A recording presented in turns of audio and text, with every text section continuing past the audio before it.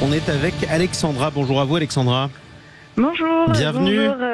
Bonjour à tout le monde qui écoute Sud Radio. Exactement. De façon très matinale ce matin. Absolument, ils sont nombreux. Il y a beaucoup de Français qui écoutent Sud Radio en ce moment. Vous représentez, Alexandra, le collectif Stop THT 40. Vous luttez contre un chantier de liaison électrique sur le golfe de Gascogne. C'est quoi ce chantier ? En fait, c'est un chantier, une interconnexion, un projet de RTE pour relier la France à l'Espagne. Ouais. Une grande ligne très haute tension de 400 000 volts. Un projet titanesque qui n'a jamais été réalisé auparavant. C'est le projet d'interconnexion électrique, donc il est porté par RRE en Espagne et RTE en France.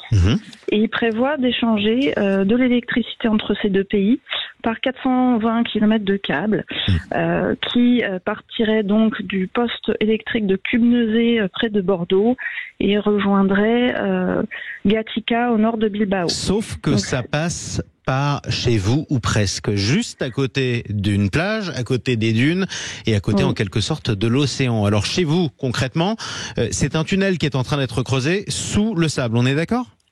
Oui, effectivement. En fait, ce projet était au départ totalement sous-marin, devait passer totalement par l'océan. Et au niveau de Cap-Breton, on a un gouffre, en fait, un grand canyon qui empêche techniquement, ou en tout cas financièrement, RTE de pouvoir y passer. Donc, il contourne par voie terrestre en s'introduisant sur terre au niveau de Seignos, la plage des casernes.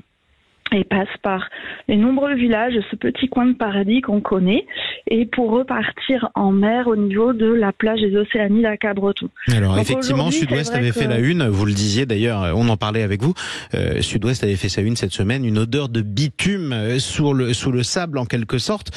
Malgré tout, RTE dit et s'engage à ce que les lieux soient remis exactement en l'état, voire mieux parce que dépollués, une fois que ces travaux souterrains seront effectués. Vous les croyez pas ?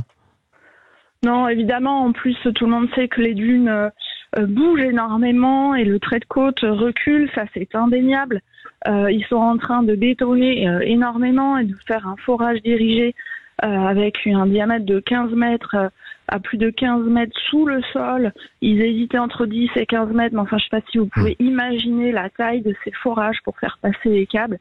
C'est complètement hallucinant. On nous demande, nous, de protéger les dunes, de ne pas marcher sur les dunes pour protéger tout l'écosystème dunaire, pour aussi faire en sorte qu'elles reculent moins.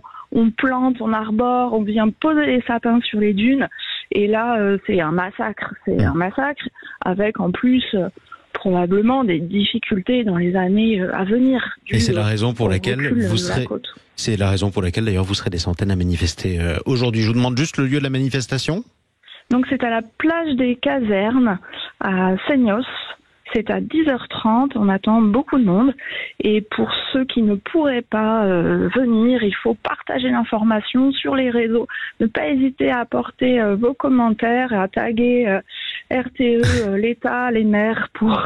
Mais en tout cas, vous l'aurez fait sur Sud Radio pour votre part. Exactement. Et puis on donnera aussi plus tard la parole à RTE parce que c'est un débat qui va continuer à enfler dans votre région. Merci beaucoup d'être intervenu de si bon matin. Que je tiens à souligner qu'il existe d'autres possibilités. On n'est pas contre du tout ce tracé.